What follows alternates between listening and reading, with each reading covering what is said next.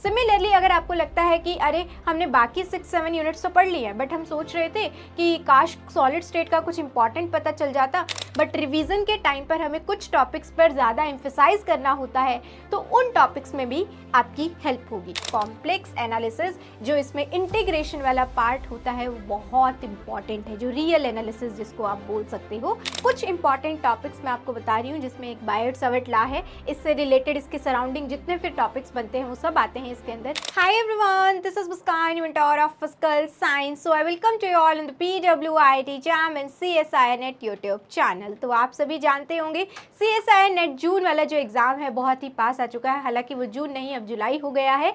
और अगर मैं बात करूं तो अब सभी के सभी स्टूडेंट्स अपने रिवीजन मॉक टेस्ट पर पूरा का पूरा फोकस कर रहे होंगे।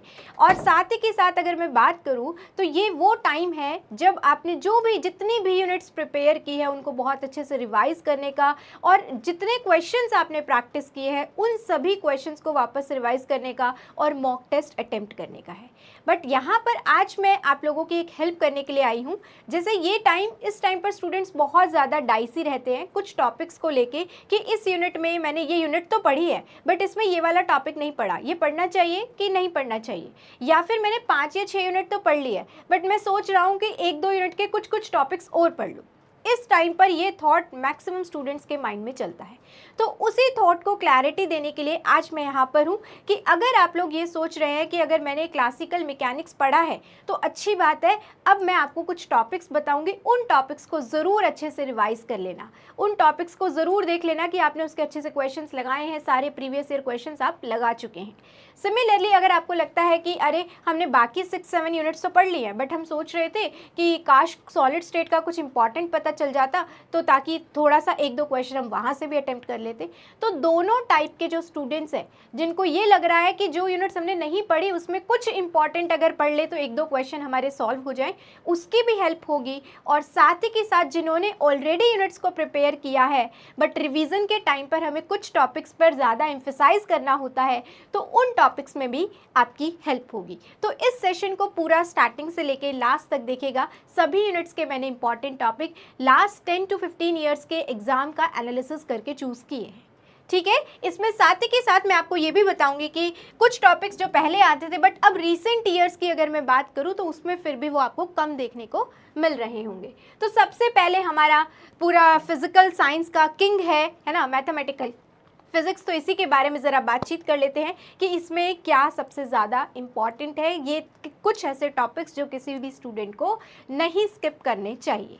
तो जिसमें सबसे पहले नंबर पे आता है आपका कॉम्प्लेक्स एनालिसिस, जो इसमें इंटीग्रेशन वाला पार्ट होता है वो बहुत इंपॉर्टेंट है, जो रियल एनालिसिस जिसको आप बोल सकते हो, वो वाला जो पार्ट है इसका बहुत इंपॉर्टेंट है। 80 to 90% तो मैं यही बोलूँगी, उससे क्वेश्चन जो आता है वो ज़्यादातर 5 मार्क्स में ही आता है। तो अगर किसी ने पढ़ा है तो भाई अच्छे से उसको रिवाइज कर लेना, ठीक है। उसके बाद आप जानते हैं प्रोबेबिलिटी का तो बहुत बार ऐसा भी देखा गया है बेनिफिट आपको एप्टीट्यूड वाले पार्ट में भी मिल जाता है, ठीक है। और इवन कभी कभी तो प्रोबेबिलिटी का ऐसा भी हुआ एक नहीं 2-2 3-3 क्वेश्चन पेपर में आए हैं। इसके अलावा हमारे कुछ एडवांस टॉपिक्स में आते हैं जैसे कि फोरियर ट्रांसफॉर्म, लैपलेस ट्रांसफॉर्म या फिर आपके ग्रीन्स फंक्शन, ठीक है। इन दोनों में से हमेशा ऐसा ही होगा, या तो फोरियर ट्रांसफॉर्म आता है या लैपलेस ट्रांसफॉर्म आता है।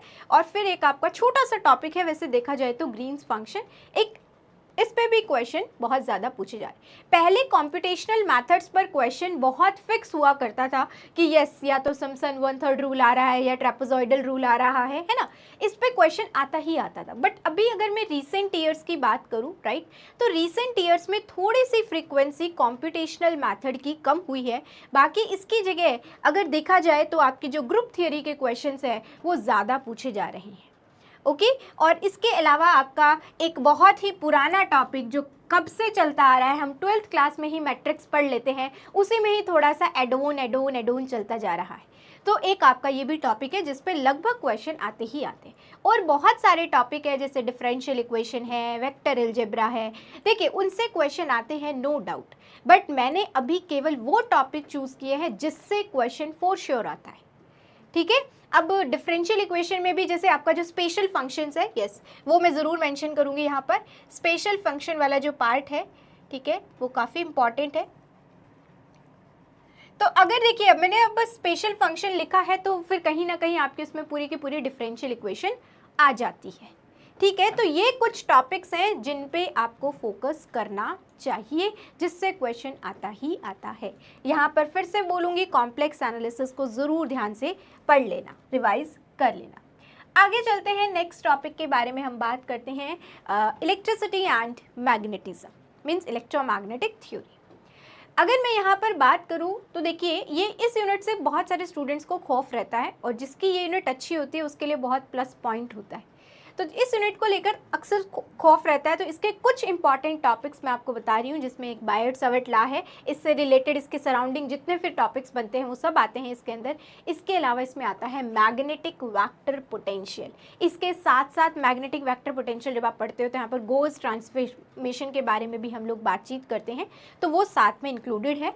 ठीक है, और अगर मैं बात करूँ, देखिए मैंने इसीलिए यहाँ पर स्टार भी लगाया है, कोई भी स्टूडेंट अगर थोड़ा सा भी डरता है ना इलेक्ट्रिसिटी एंड मैग्नेटिज्म से कि हमने बहुत प्रैक्टिस कर ली स्टिल कॉन्फिडेंस नहीं आता है, तो उन सभी स्टूडेंट्स के लिए मैं बोलूँगी आप लोग EM वेव्स वाला जो टॉपिक है, इसमें मेहनत भी कम लगती है और स्कोर भी अच्छा आता है। मतलब एक या दो क्वेश्चन फिक्स है इस टॉपिक के। इसमें जैसे जो आपकी मैक्सवेल रिलेशंस आती है, in vacuum, in medium, right, इसमें आपका पॉइंटिंग वेक्टर के बारे में आप पढ़ते हो, रिफ्लेक्शन, रिफ्रैक्शन, ये सारी चीज़ें इसमें आ जाती है। इससे एक या दो क्वेश्चन फिक्स, एक तो फिक्स है, एक से ज़्यादा भी आ जाते हैं।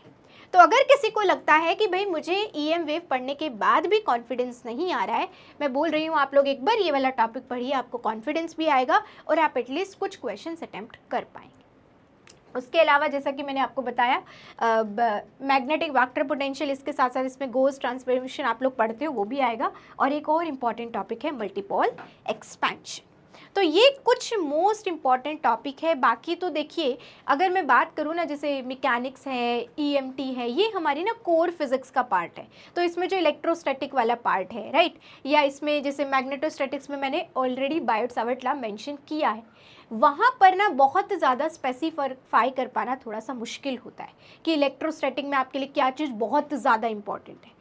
वो बहुत वास्ट चीज़ है, उसमें कहीं से भी कुछ भी क्वेश्चन आ जाता है। सिमिलरली मैग्नेटोस्टैटिक्स में कंपैरेटिवली टू इलेक्ट्रोस्टैटिक, मैग्नेटोस्टैटिक्स के क्वेश्चन आपको थोड़े से ज़्यादा दिखेंगे, इसीलिए मैंने यहाँ पर बायट-सावर्ट लॉ मेंशन किया। ओके, कुछ इंपॉर्टेंट टॉपिक्स मैंने EMT के भी आपको इसमें साथ साथ बता दिए। फिर आता है आपका क्लासिकल मैकेनिक्स। ठीक है, क्लासिकल मैकेनिक्स छोटा भी है और स्कोरिंग भी है। अगर मैं बात करूँ तो यहाँ पर एक टॉपिक आता है आपका सेंट्रल फोर्सेस। ठीक है, इसके अलावा सेंट्रल फोर्सेस से भी पहले मैं बोलूँगी क्लासिकल मैकेनिक्स में जो मेन चीज़ आपकी आती है लैग्रेंजियन एंड हैमिल्टोनियन डायनामिक्स। अब इसमें भी आपको Lagrangian to Hamiltonian conversion, Hamiltonian to Lagrangian conversion, या जो आपकी हैमिल्टोनियन की इक्वेशंस है, लैग्रेंजियन इक्वेशंस है, राइट, तो ये सारी चीज़ें आपको पता होनी चाहिए। इसका एक क्वेश्चन तो फिक्स है, एक क्वेश्चन इसका फिक्स है और एक question normal modes of oscillation का फिक्स है। आप सभी स्टूडेंट्स मेरे इस बात से बहुत आराम से रिलेट कर पा रही होंगे। ठीक है, उसके अलावा एक क्वेश्चन आपका स्पेशल थ्योरी ऑफ रिलेटिविटी का भी फिक्स है। देखिए ये कुछ ऐसे टॉपिक्स होते हैं जहां से क्वेश्चन आता ही आता है, बहुत ही रेयर चांस है। मतलब अब हम कह दें कि हमारा वाला ही पेपर एक्सेप्शनल हो गया कि नहीं आया तो एक बात अलग है, बट आएगा ही। देखो अगर अब इस पे नहीं आएगा Lagrangian to Hamiltonian conversion, right, तो फिर किस पे आएगा, राइट। और अगर मैं ये कह दूँ नॉर्मल मोड्स ऑफ ऑसिलेशन पे नहीं आएगा, चलो इस पे फिर भी 1% मान लिया नहीं आया होगा, लेकिन लैग्रेंजियन टू हैमिल्टोनियन या हैमिल्टोनियन टू लैग्रेंजियन कन्वर्जन, इस पे क्वेश्चन ज़रूर आता है। इसके अलावा जैसा कि मैंने आपको बोला STR, और एक मैंने टॉपिक यहाँ पर मेंशन किया है, इससे कभी आता है कभी नहीं आता, कैनोनिकल ट्रांसफॉर्मेशन, और साथ साथ मैं बोलूँगी फेज स्पेस ट्रेजेक्ट्री, राइट। तो ये दोनों टॉपिक ऐसे हैं जिससे क्वेश्चन आ जाता है, नहीं भी आता, कभी आ गया कभी नहीं आया, ये है, राइट। अच्छा, इसमें यहाँ पर आप एक और टॉपिक पढ़ते हो पॉइजन ब्रैकेट। पॉइजन ब्रैकेट और क्वांटम मैकेनिक्स में हम पढ़ते कॉम्यूटेटर ब्रैकेट, तो दोनों सिमिलर से हैं। तो ये समझो जब भी कोई टॉपिक एक से ज़्यादा यूनिट में आ जाता है ना, तो उसका वेटेज वैसे थोड़ा सा बढ़ जाता है। ठीक है, तो वहाँ पर आप चाहे उसको अब क्वांटम में समझ लो चाहे मैकेनिक्स में समझ लो, बस डिफरेंस पता होना चाहिए थोड़ा सा कॉम्यूटेटर ब्रैकेट और पॉइजन ब्रैकेट में, मोर और लेस सेम है वैसे। ठीक है, हाँ जी। तो ये कुछ जैसे क्लासिकल मैकेनिक्स में भी मैंने आपको बता दिया, mainly central Lagrangian to Hamiltonian dynamics, normal modes of oscillation, STR, और इसमें सेंट्रल फोर्सेस। ठीक है, बाकी और बहुत सारी चीज़ें आपके सिलेबस में मेंशन होगी, अगर वो नहीं भी पढ़ोगे तो चलेगा, बट एटलीस्ट ये चीज़ें ज़रूर पढ़ लेना। ठीक है, इसके बाद अगर हम बात करें आपका इलेक्ट्रॉनिक्स, राइट, इलेक्ट्रॉनिक्स में क्या क्या इंपॉर्टेंट है। इलेक्ट्रॉनिक्स में आपको पता है एक एनालॉग इलेक्ट्रॉनिक्स और एक डिजिटल। देखिए, अगर मैं बात करती हूँ एनालॉग इलेक्ट्रॉनिक्स की, तो एनालॉग इलेक्ट्रॉनिक्स की शुरुआत होती है हमारी केवीएल और केसीएल से। अगर आपको केवीएल केसीएल आता है तो आपके लिए analog electronics can be easiest subject, but अगर आप वहीं पर ही अटक जाते हो तो it can be your toughest subject. तो अब आपको ये समझना है, अगर आपको केवीएल केसीएल आता है तो ये कुछ टॉपिक्स हैं, राइट। तो देखिए, उसमें सबसे इम्पॉर्टेंट टॉपिक जिससे एक नहीं बल्कि मैक्सिमम ईयर्स में 2 क्वेश्चंस आए हैं, एंड दैट इज योर ओपम। ठीक है, अब इसमें ओपम में बहुत सारे कॉन्फ़िगरेशंस होते हैं, बहुत सारे अलग अलग टाइप्स होते हैं, वो आप सब इसको डिटेल में जिसने पढ़ा होगा वो मेरी बातों से अगेन रिलेट कर पा रहे हैं। और इसके अलावा एक इसमें टॉपिक आता है आपका एरर एनालिसिस का। ठीक है, और एक टॉपिक हमारा, अगर मैं डिजिटल एनालॉग में ही बात करूं, तो जो आपका ट्रांजिस्टर वाला टॉपिक है, इसकी डिफरेंट बाइसिंग्स के बारे में भी हम यहाँ बात करते हैं, तो वो वाला टॉपिक भी आपका यहाँ इम्पॉर्टेंट है। बट मोस्ट इम्पॉर्टेंट टॉपिक्स में अगेन मैं स्पेसिफिकली मेंशन करूँगी, तो सबसे पहला आपका ओपम आता है और दूसरा आपका एरर एनालिसिस आता है। ठीक है, इसके बाद अगर हम बात करते हैं अगर डिजिटल इलेक्ट्रॉनिक्स में, तो डिजिटल इलेक्ट्रॉनिक्स में जो आपके गेट्स वाला टॉपिक है, लॉजिक गेट्स, है ना, ये भी अगेन आप 12th क्लास से पढ़ते आ रहे हो, थोड़ा बहुत उसमें एनहांस होता जा रहा है, थोड़ा बहुत एड ऑन होता जा रहा है। तो एक क्वेश्चन आपको डिजिटल इलेक्ट्रॉनिक्स में इस टॉपिक से भी ज़रूर देखने को मिल जाएगा। तो जिसने भी इलेक्ट्रॉनिक्स पढ़ा है भाई, इन टॉपिक्स को एक बार फिर से अच्छे से रिवाइज ज़रूर कर लेना। आगे चलते हैं नेक्स्ट टॉपिक पर, और नेक्स्ट अब हम ज़रा बात कर लेते हैं क्वांटम मैकेनिक्स की। मुझे लगता है क्वांटम मैकेनिक्स जो है वो ईजीएस्ट भी है अगर आप क्वेश्चंस के पॉइंट ऑफ व्यू से बात करते हो, और थोड़ा सा स्कोरिंग भी रहता है। ठीक है, अब अगर मैं बात करूँ, ईजीएस्ट तो नहीं बोलूँगी बट ईजी ज़रूर बोल सकती हूँ बाकी टॉपिक्स के कंपैरिजन में थोड़ा सा। ठीक है, अब क्वांटम मैकेनिक्स में अगर हम बात करें तो यहाँ पर 2 पोर्शन आप देखोगे, एक आपका क्वांटम मैकेनिक्स वाला पोर्शन और एक एडवांस क्वांटम मैकेनिक्स। लेकिन एडवांस क्वांटम मैकेनिक्स के पोर्शन में अगर मैं क्वेश्चन के पॉइंट ऑफ व्यू से बात करूँ तो क्वेश्चन बहुत टफ नहीं आते, और एक फिक्स क्वेश्चन आता है 5 मार्क्स में। तो इसीलिए मैंने वो सारे टॉपिक्स आपके मेंशन कर दिए कि 5 नंबर यहाँ से हमारे छूटने नहीं चाहिए। ठीक है, और इवन 1 नहीं, कभी कभी हो सकता है 2 भी आ जाए। ठीक है, तो जैसे कि इसमें अब आपके पर्टर्बेशन में time independent, time dependent perturbation theory, right, फिर आता है आपका WKB मेथड, वेरिएशनल मेथड, और स्कैटरिंग। ये है कि स्कैटरिंग से कभी क्वेश्चन आ जाता है, कभी नहीं आता। ठीक है, अभी अगर मैं रीसेंट बिल्कुल ईयर्स की बात करूँ, लाइक 2023 या 2024 में, तो आपको स्कैटरिंग दिखेगा, बट थोड़ा सा अगर आप पीछे जाओगे तो स्कैटरिंग आपको शायद बहुत ज़्यादा ना दिखे। ठीक है, और अगर नेक्स्ट एक इसका इम्पॉर्टेंट टॉपिक आता है, और वो है आपका एंगुलर मोमेंटम अलजेब्रा, जिसमें आप orbital angular momentum and spin angular momentum दोनों के बारे में पढ़ते हो। आपकी poly matrices, spin poly matrices, सारी चीज़ें इसमें आ जाती हैं। ठीक है, तो ये टॉपिक भी एक मोस्ट इम्पॉर्टेंट टॉपिक्स में से एक है। देखो, इस टॉपिक को पढ़ने का एक जगह नहीं, आपको 2 जगह बेनिफिट मिलता है। मीन्स यही सेम टॉपिक जब आप एटॉमिक एंड मॉलिकुलर फिजिक्स में एलएस कपलिंग पढ़ते हो, राइट, तो एलएस कपलिंग का जो ओरिजिन है वो यहीं से है। तो अगर आपको यहाँ पर ये चीज़ें समझ में आ गई तो वो एलएस कपलिंग आपका ऑटोमेटिकली हो जाता है। तो इस वजह से भी मैंने क्या बोला, कोई भी अगर एक टॉपिक एक से ज़्यादा यूनिट में कनेक्टेड है ना, तो उसकी वेटेज अपने आप ही बढ़ जाती है। तो ये चीज़ है। अब यहाँ पर एंगुलर मोमेंटम अलजेब्रा जब आप पढ़ोगे, ऑर्बिटल एंगुलर मोमेंटम पूरा पढ़ोगे, स्पिन एंगुलर मोमेंटम पूरा पढ़ोगे, टोटल एंगुलर मोमेंटम की बात करोगे, तो वही चीज़ फिर आपके एलएस कपलिंग में काम आती है। तो चाहे आप ये कह दो कि ये टॉपिक इंपॉर्टेंट है, चाहे मैं ये कह दूँ एलएस कपलिंग इंपॉर्टेंट है, पेपर में थोड़ी ना स्पेसिफिकेशन होता है कि भाई ये क्वांटम का है या एटॉमिक का है। कनेक्टेड टॉपिक है, टॉपिक इंपॉर्टेंट है। ठीक है। इसके बाद इसमें अगर मैं जो बेसिक क्वांटम हमारी होती है उसके पॉइंट ऑफ व्यू से बात करूं तो वहाँ पर जैसे आप लोग पढ़ते हो बिल्कुल बेसिक बात, एक्सपेक्टेशन वैल्यू फाइंड आउट करना, और एक क्वेश्चन आ जाता है अक्सर 3.5 मार्क्स में यहाँ से एक्सपेक्टेशन वैल्यू से, या जो अभी मैं बोल रही थी ना आपको कॉम्यूटेटर ब्रैकेट या पॉइजन ब्रैकेट जो आप पढ़ते हो वहाँ से कोई क्वेश्चन आ जाता है। और कुछ इसमें फिर आप बेसिक क्वांटम में कुछ सिस्टम्स पढ़ते हो लाइक इनफाइनाइट पोटेंशियल वेल या फिर हार्मोनिक ऑसिलेटर, तो वो भी आपके लिए इम्पॉर्टेंट है। वहाँ पर इम्पॉर्टेंट क्या होता है, अब ध्यान से सुनना मेरी बात को, जैसे अगर आप इनफाइनाइट पोटेंशियल वेल की बात कर रहे हो, हार्मोनिक ऑसिलेटर की बात कर रहे हो, तो वहाँ पर एनर्जी, डीजेनरेसी, ये सारी चीज़ें आपके लिए बहुत ज़्यादा इम्पॉर्टेंट है। अब जैसे जब आप क्वांटम हार्मोनिक ऑसिलेटर की बात करते हो तो वहाँ पर आप 1 dimensional, 2 dimensional, 3 dimensional, half oscillator, ये सारे टॉपिक्स पढ़ते हो। अब ये टॉपिक क्वांटम मैकेनिक्स में डायरेक्ट ऐसे एनर्जी का क्वेश्चन नहीं आता, तो यही सेम टॉपिक आपके स्टैटिस्टिकल मैकेनिक्स में भी काम आता है अगर आपसे पार्टीशन फंक्शन के बारे में पूछ लिया जाए। तो फिर से ये एक कनेक्टेड टॉपिक हो गया है, तो मैं यहाँ पर ये मेंशन कर रही हूँ, हार्मोनिक ऑसिलेटर। ठीक है, चलिए अब अगर मैं बात करूं, जैसा कि मैंने बोला कनेक्टेड यूनिट्स हैं तो उनको मैंने साथ में ही रखा है थोड़ा सा, एटॉमिक एंड मॉलिक्यूलर फिजिक्स, तो इसमें जैसा ये टॉपिक ऑलरेडी मैंने आपको बता दिया, एलिस कपलिंग। इसके साथ साथ यहाँ पर अगर आप देखो ना तो दो डिस्कशन आप करते हो, 2 टाइप की फिजिक्स है, एक एटॉमिक फिजिक्स, एक मॉलिक्यूलर फिजिक्स। तो एटॉमिक फिजिक्स में एलिस कपलिंग या फिर जो आप एंगुलर मोमेंटम अलजेब्रा वहाँ पढ़ रहे हो वो पढ़ लो। उसके अलावा आपका एक आता है जीमन इफेक्ट।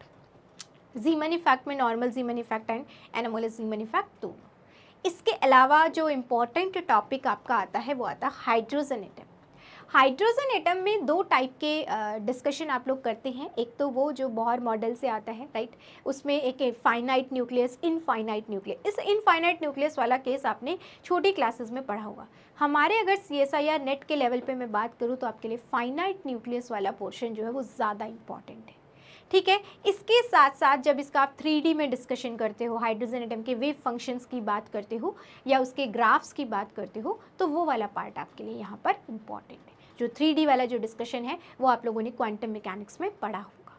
तो फिर से ये एक कनेक्टेड टॉपिक हो गया है। ठीक है, इसके साथ साथ अब अगर मैं बात करूँ स्पेक्ट्रोस्कोपी में, देखिए यहाँ पर स्पेसिफाई कर पाना बहुत ही मुश्किल है।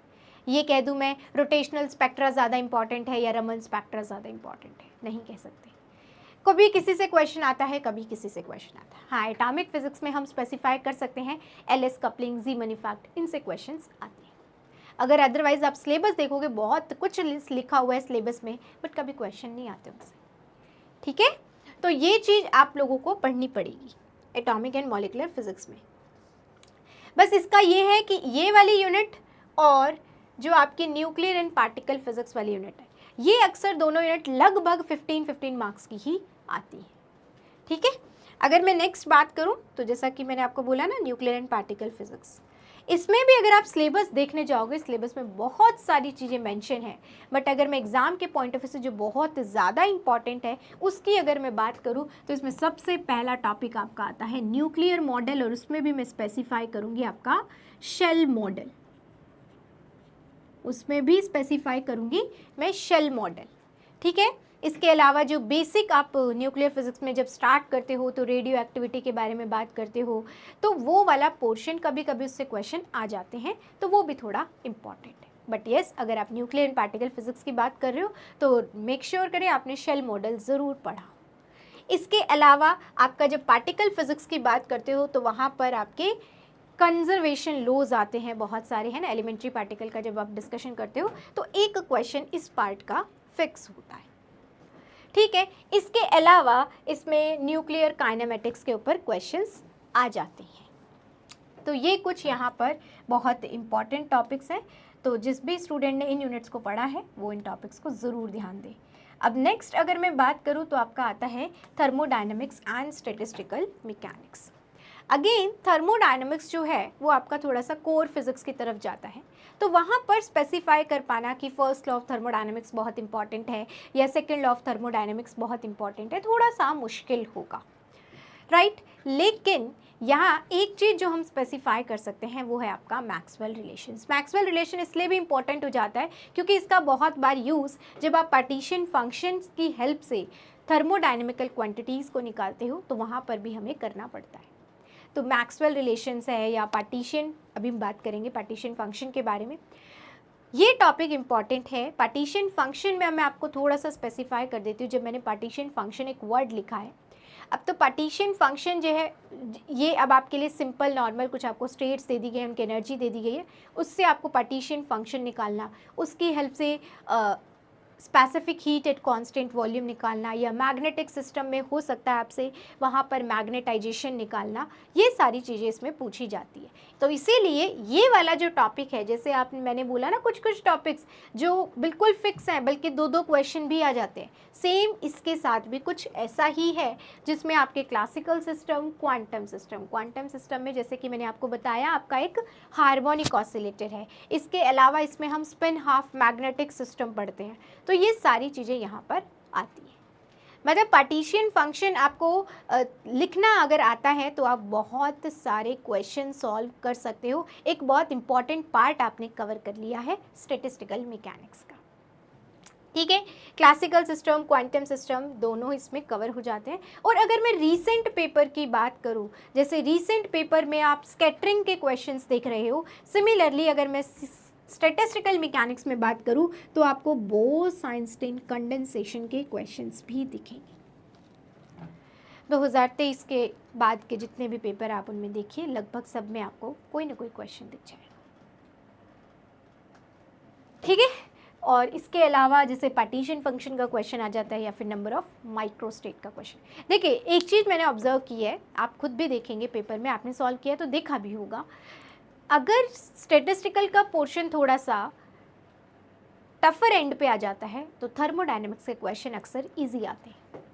तो थर्मोडायनेमिक्स में या तो मैक्सवेल रिलेशन से क्वेश्चन आ गया, या फिर आपका normal first law of thermodynamics पे कोई बेसिक सा क्वेश्चन आ जाता है, या फिर बिल्कुल बेसिक क्वेश्चन जैसे अभी कुछ पेपर्स में आया भी है, वर्क डन निकालने के लिए आ जाता है। तो वो बहुत बेसिक क्वेश्चन आते हैं, ठीक है। बट बाकी इंपॉर्टेंट टॉपिक्स जिन पे आपको फोकस करना चाहिए बहुत अच्छे से, वो आपके ये टॉपिक्स हैं। पार्टीशन फंक्शन, ठीक है, किसी भी सिस्टम का पार्टीशन फंक्शन लिखना आपको आना चाहिए। And the last subject is your solid state physics. Her unit में कुछ टॉपिक्स है ना ऐसे फिक्स हैं जिनसे क्वेश्चन आता ही आता है। यहाँ पर भी ये एक टॉपिक है डेंसिटी ऑफ स्टेट, ठीक है, फर्मी एनर्जी, स्पेसिफिक हीट। किसी भी मतलब आपको कोई एक डिस्पर्जन रिलेशन दे दिया जाएगा और पूछेंगे कि इसका डेंसिटी ऑफ स्टेट एनर्जी के किस पावर पर डिपेंड कर रहा है, या फिर वहाँ पर आपके पास कोई सिस्टम दिया होगा, कोई पर्टिकुलर सिनेरियो दिया होगा, उसमें आपसे ये पूछा जा सकता है कि इसमें फर्मी वेव वेक्टर जो है वो क्या होगा, किस तरीके से नंबर डेंसिटी पर डिपेंड करेगा, या फिर आपको कोई डिस्पर्जन रिलेशन दिया है तो उसमें स्पेसिफिक हीट की टेम्परेचर पर डिपेंडेंसी क्या होगी। अब यहाँ पर स्पेसिफिक हीट में जब आप स्पेसिफिक हीट ऑफ सॉलिड की बात करते हो तो वहाँ पर दो चीज़ें आती हैं, इसमें एक लेटिस कंट्रीब्यूशन होता है, एक इलेक्ट्रॉनिक कंट्रीब्यूशन होता है। तो दोनों चीज़ें आपको क्लियर होनी चाहिए कि कौन सा डिस्पर्जन रिलेशन पर डिपेंड करता है, कौन सा नहीं करता है। बस ये बेसिक चीज़ें यहाँ पर आती हैं। इसके अलावा कुछ और जो इम्पॉर्टेंट टॉपिक है, यहाँ से एक 5 मार्क्स का क्वेश्चन फिक्स है,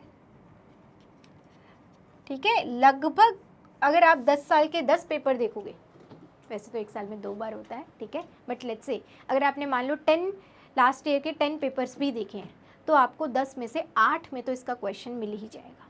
इन ये जो तीनों टॉपिक्स मैंने लिखे, तीनों आपस में कनेक्टेड टॉपिक है, ठीक है।